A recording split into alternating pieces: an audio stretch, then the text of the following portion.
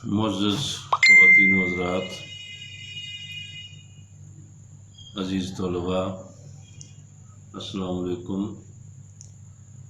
آپ دیکھ رہے ہیں پولیٹیکل ٹی وی اور میں ہوں پروفیسر امیر حمزہ برک۔ آج ہم جس ٹاپک پر بات کریں گے وہ بڑا مشہور ٹاپک ہے اور قیام پاکستان کے حوالے سے اس کی بڑی اہمیت، بنیادی اہمیت ہے اور بڑی سگنیفیکنس ہے۔ تو ہم بات شروع کرتے ہیں قرارداد پاکستان 23 مارچ 1940۔ جیسا کہ آپ جانتے ہیں کہ 23 مارچ 1940 کو منٹو پارک لاہور میں، جس کو اب مینار پاکستان کہا جاتا ہے، مسلم لیگ نے اپنے سالانہ اجلاس جو 22، 23، 24 مارچ کو منعقد ہوا، اس میں ایک قرارداد پیش کی۔ یہ قرارداد جو ہے اس کو پاکستان کی تاریخ میں ایک بڑی ہی بنیادی اہمیت حاصل ہے، جس کو آپ یہ کہہ سکتے ہیں کہ یہ ایک کارنر سٹون ہے۔ تو جس میں یعنی کہ عام طور پر یہ سمجھا جاتا ہے کہ جس میں مطالبہ پاکستان انگریزوں سے کیا گیا اور اس وقت جس کو قرارداد لاہور کہتے تھے۔ میں اپنے مختلف ایشوز کی گفتگو میں جو بھی تحریک پاکستان کے حوالے سے ہوتی ہے، اس میں یہ اکثر کہہ چکا ہوں اور کہتا رہتا ہوں کہ دنیا بھر میں جو ریاستوں کے جغرافیے ہیں وہ کسی نہ کسی عہد کی سامراجی طاقتوں کی مرضی سے طے ہوئے، اور انہوں نے جس طرح چاہا دنیا کے نقشے بنائے اور جس طرح چاہا دنیا کو تقسیم کیا۔ تو ہندوستان کی تقسیم بھی اسی تسلسل کا ایک حصہ تھی۔ اور دوسری بات یہ ہے کہ جس طرح قائد اعظم محمد علی جناح کو اور علامہ اقبال کو اور ان کے خیالات کو بنا کر پیش کیا گیا، یہ بھی اسی تقسیم کی پالیسی کا حصہ تھا، جس کے نتیجے میں پاکستانی ریاست کا جو کردار تھا وہ بنیاد پرستی کے حوالے سے اور امریکہ کے لیے اس خطے میں فیسیلیٹیشن کے حوالے سے متعین کیا گیا یا طے کیا گیا۔ حالانکہ قائد اعظم محمد علی جناح نے جتنی بھی متعدد بار تقاریر کی یا ان کی جو ساری زندگی کی پریکٹس رہی ہے، وہ ایک سیکولر یا غیر فرقہ وارانہ شخصیت تھے، اور انہوں نے آخر دم تک یہ کوشش کی کہ متحدہ ہندوستان میں رہتے ہوئے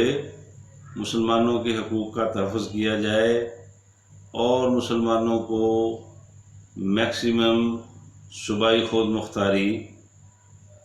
حاصل کرنے کی جدوجہد کی جائے۔ اس کے لیے جو کانسٹیٹیوشنل سیف گارڈز ہیں اس کے لیے بھی انہوں نے متعدد بار جدوجہد کی۔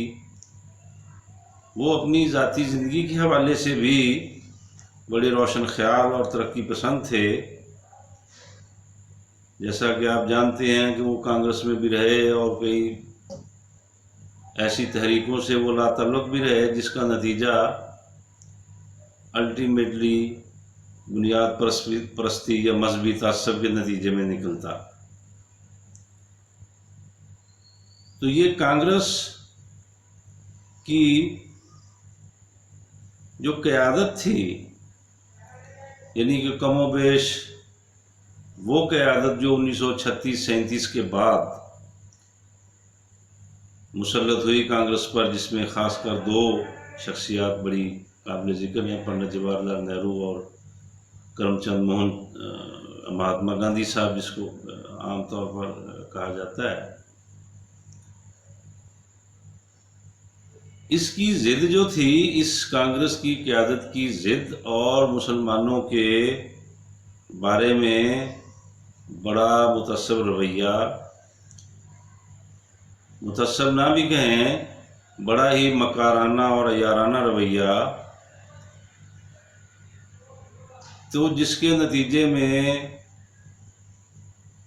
مسلم لیگ اور قائد اعظم کو پوائنٹ آف نو ریٹرن پر جانا پڑا۔ اور یہ جو قرارداد ہے 23 مارچ 1940 کی، یہ بھی اسی کا نتیجہ ہے۔ اب قائد اعظم تو اتنے لبرل، سیکولر، روشن خیال اور ترقی پسند تھے کہ انہوں نے 1916 میں جب لکھنؤ پیکٹ ہوا کانگریس اور مسلم لیگ کے درمیان، تو اس کی آخر دم تک پاسداری کی، اور 1934 میں جب لندن میں گول میز کانفرنس ہوئی، تو اس وقت کانگریس کے صدر جو ہے ڈاکٹر راجندرا پرساد تھے۔ تو ڈاکٹر راجندرا پرساد اور قائد اعظم محمد علی جناح کے درمیان یہ طے ہو گیا تھا، اور جناح صاحب یہ مان گئے تھے کہ بھئی اگر مخلوط انتخابات ہو جائیں، یعنی کہ ہندوستان کے مستقبل کے حوالے سے جو بھی آئین طے ہو، اگر اس میں مسلمانوں کے حقوق کے تحفظ کی گارنٹی ہو اور صوبائی خود مختاری دی جائے، تو اس میں کوئی حرج نہیں ہے کہ اگر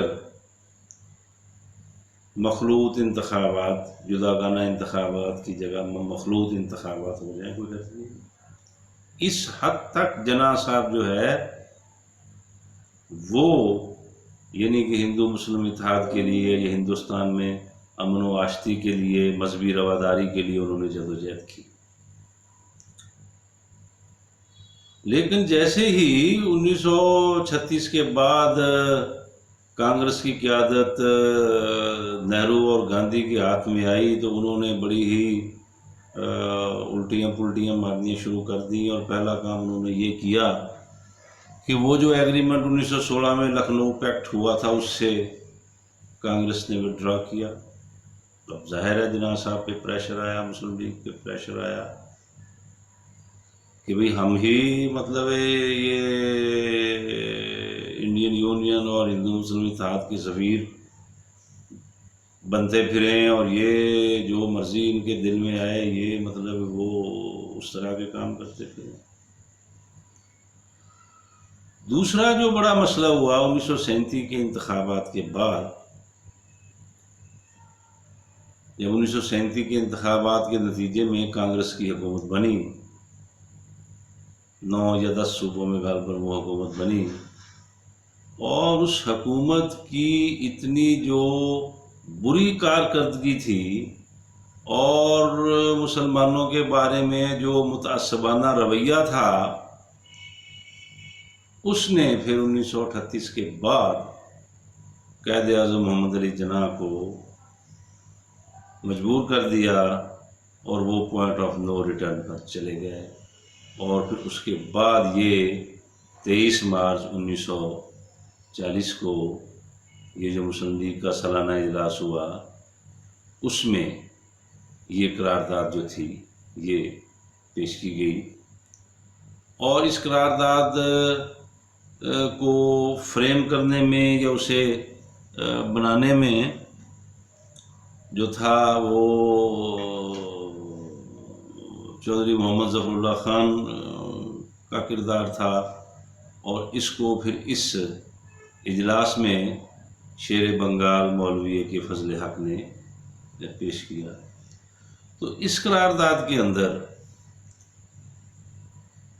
بھی یہ بات واضح طور پر کی گئی، اس کو اس وقت قرارداد لاہور کہا گیا، اور قرارداد کا مطلب ہوتا ہے کہ بھئی ہم اپنی یہ 1 2 3 4 یہ ہم اپنی ڈیمانڈز جو ہیں وہ حکومت وقت سے یا سرکار سے جو ہم ہے وہ مطلب کر رہے ہیں۔ تو اس قرارداد کے اندر جو مطالبات مسلم لیگ نے قائد اعظم کی قیادت میں رکھے وہ بڑے جینوئن تھے۔ ایک تو یہ تھا کہ از سر نو جو صوبائی حد بندی ہے وہ کی جائے، اور وہ حد بندی اس طریقے سے کی جائے کہ جس میں میکسیمم مسلم آبادی جو ہے وہ اس صوبائی حدود کے اندر شامل ہو جائے۔ اور یہ مطالبہ غالباً موجودہ پاکستان، جس میں یہ پنجاب، سندھ، پختونخوا اور بلوچستان وغیرہ شامل ہیں، اس کو سامنے رکھ کر کیا گیا کہ اور دوسری بات اس میں یہ کی گئی کہ یہ اتنی صوبائی خود مختاری ہو کہ بھی وہ آزادی کے برابر ہو اور یہ آزاد اسٹیٹس کہلا سکیں۔ دوسری جو اہم بات اس قرارداد کے اندر کی گئی وہ یہ تھا کہ 1935 کا جو ایکٹ یا 1935 کا جو آئین انگریزوں نے بنایا، وہ آئین بنیادی طور پر اس لیے تھا کہ بھی یہ جب انگریز یہاں سے چلے جائیں گے تو جب بھی ہندوستان میں کوئی الیکشن ہوں گے اور ایک نئی قیادت یا نئی حکومت بنے گی تو وہ اپنا کاروباری حکومت جو ہے وہ اس آئین کے تحت چلائے گی۔ عارضی آئین ہوگی، بعد میں بنائیں گے، اس کو 1935 کا ایکٹ کہا گیا۔ تو مسلم لیگ نے 1935 کے ایکٹ کو بالکل ریجیکٹ کر دیا اور کہا کہ اس کو ریوزٹ کیا جائے اور اس میں مسلم لیگ کا انپٹ لیا جائے، مسلم لیگ کے ساتھ مل کر مسلم لیگ کی جو سفارشات ہیں اس کو اس میں شامل کیا جائے۔ تیسری بات جو اس میں کی گئی اس قرارداد کے اندر کہ اپنا جو اقلیتیں ہیں، یعنی کہ یو پی میں یا دیگر صوبوں میں جو مسلمان اقلیتیں ہیں یا وہ علاقے جہاں پر مسلمانوں کی اکثریت ہے، وہاں پر جو ہندو یا سکھ مذہب کے ماننے والے رہتے ہیں، ان کے تحفظ کے لیے آئینی گارنٹی مانگی گئی کہ آئینی تحفظ فراہم کیا جائے، اور اس کو پہلے پھر قرارداد لاہور ہی کہا گیا جو کہ لاہور میں ہو رہی تھی۔ تو جیسے ہی یہ سالانہ جلسہ جس میں کم از کم پورے ہندوستان سے 50,000 کے قریب جو مسلمان نمائندگان تھے انہوں نے شرکت کی، اور جیسے ہی یہ جلسہ 24 مارچ کو ختم ہوا تو ہندو اخبارات اور پریس نے اور انگریزوں نے بھی یہ کہنا شروع کر دیا، مسلم لیگ تو اس کو قرارداد لاہور کہہ رہی تھی، انہوں نے اس کو قرارداد پاکستان کہنا شروع کر دیا، اور پھر یہ جو قرارداد ہے یہ زبان زد عام ہو گئی کہ یہ قرارداد لاہور میں قرارداد پاکستان ہے۔ تو پھر مسلم لیگ نے اگلے سال اپنے اجلاس میں اس کو قرارداد لاہور کی بجائے قرارداد پاکستان کہہ کر آگے بڑھایا۔ تو اس حوالے سے یہ جو 23 مارچ 1940 کی قرارداد ہے یہ پاس ہوئی، اور پھر یہ ایک کارنر سٹون بن گئی قیام پاکستان کا کہ مطالبے کے طور پر سامنے آئی، چونکہ کانگریس نے اور کانگریس کی جو لیڈرشپ تھی اس میں اس کے اندر کوئی رواداری نام کی چیز نہیں تھی۔ ایک تو کانگریس اور نہرو صاحب اس بات پر بضد تھے کہ وہ کہتے تھے کہ جی کانگریس ہندوستان کے تمام مکتبہ فکر کی تمام مذاہب کی نمائندہ جماعت ہے، بھائی اگر اس ہندوستان کے اندر کروڑوں مسلمان ہیں اور ان کی ایک جماعت موجود ہے، وہ 1937 کے الیکشن میں اس کو بھی اتنی وہ مسلمانوں کی حمایت نہ مل سکی، لیکن جو کانگریس کی حکومتوں کا نتیجہ تھا وہ جیسے ہی ختم ہوا، وہ حکومتیں ختم ہوئی 1939 میں، تو پورے بر صغیر میں مسلمانوں نے یوم نجات منایا اور مسلم لیگ کو ایک نئی لائف ملی۔ تو کانگریس کا یہ رویہ بھی مسلم لیگ کے حق میں بہتر ثابت ہوا کہ وہ یہ کہتے تھے کہ بھی ہم تو سب طبقات کی نمائندہ ہیں، مسلم لیگ کی کوئی حیثیت نہیں ہے۔ تو اس لیے قرارداد پاکستان کے اندر جو کانگریس کی ضد تھی اور نہرو اور گاندھی کی جو ضد تھی، اس کا بھی ایک رول موجود ہے۔ تو بہرحال مسلم لیگ اور قائد اعظم نے 23 مارچ 1940 کو جو بھی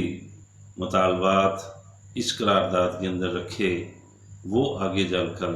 قیام پاکستان کی جو جدوجہد تھی اگلے 7 سالوں میں، اس میں ان کی بنیادی حیثیت رہی۔ تو آج کے لیے اتنا ہی، ملتے ہیں اگلے لیکچر میں کسی اور ٹاپک کے ساتھ۔ بہت شکریہ، اللہ حافظ۔